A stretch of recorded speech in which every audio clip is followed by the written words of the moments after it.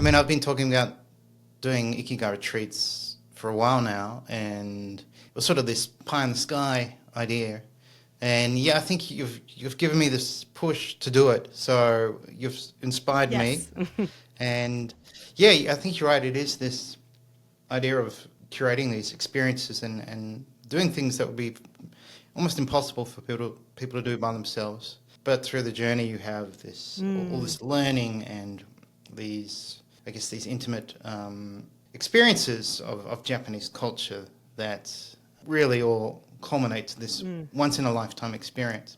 So that's something I'm planning to do. So thank you for the inspiration. I'm being your catalyst for for taking action.